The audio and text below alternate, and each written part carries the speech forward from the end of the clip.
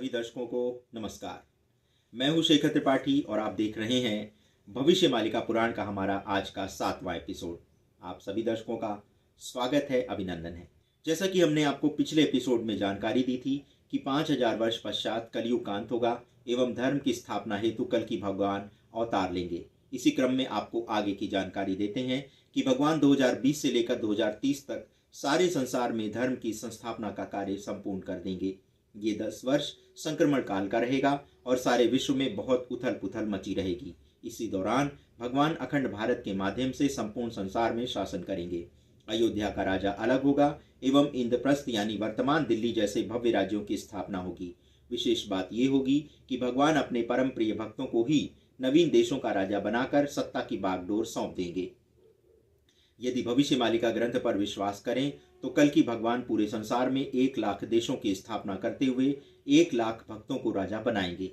ये राजा धर्म नीति के आधार पर सारे संसार में राम राज्य की स्थापना करेंगे, जहां रहने वाले निवासियों को किसी भी प्रकार का कोई कष्ट नहीं होगा।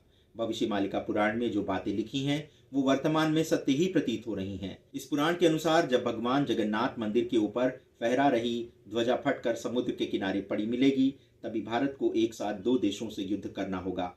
भारत पर पहले पाकिस्तान आक्रमण करेगा और इसी समय चीन की ओर से भी आक्रमण होगा।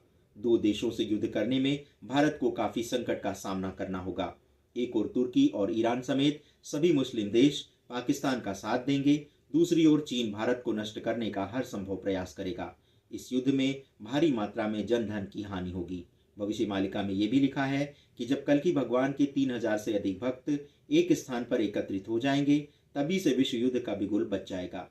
अर्थात पाकिस्तान और चीन से युद्ध करके जो भूमिका भारत बनाएगा वही आगे चलकर विश्व युद्ध में परिवर्तित हो जाएगा। ये युद्ध लंबे समय तक चले और इसे रोकने का कार्य भगवान कल की अपने भक्तों के साथ ही करेंगे। मई 2020 में ऐसे समाचार मिले थे कि जगन्नाथ मंदिर की ध्वजा जल गई है। ऐसा 2020 से लेकर अब तक कई बार हो चुका है, किंतु अभी गनीमत यह है कि ध्वजा जलकर भी मंदिर के शिखर पर लहरा रही थी। किंतु विश्व युद्ध तब होगा जब ये ध्वजा फटकर समुद्र के किनारे जा गिरेगी। एक प्रकार से ये संकेत है विश्व युद्ध के आरंभ होने का, और ये संकेत है और इसी संकेत के आधार पर विश्व युद्ध 3 का आरंभ होगा। भविष्य मालिका ग्रंथ को पढ़ने वाले सभी भक्त इस चेतावनी को मानकर आगे युद्ध की तैयारी करेंगे।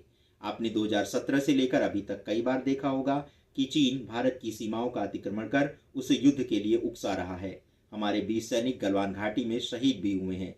अभी तो चीन सीमाओं से पीछे हट गया है, किंतु ये तूफान से पहले की शांति है।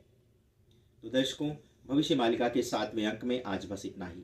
आगे के अंक में हम आपको और भी भविष्य की झलकियां दिखाएंगे भारत और संसार को लेकर के। आपको हमारा ये प्रयास कैसा लगा, आप अपनी राय हमारे व्हाट्सएप नंबर 7905414965 पर दे सकते हैं। धन्यवाद दर्शकों, अपना इतना बहुमूल्य समय हमें प्रदान करने के लिए। आपके इस अमूल्य समय को हमें प्रदान करने के लिए हम आपके सदैव ऋणी रहेंगे, आभारी रहेंगे।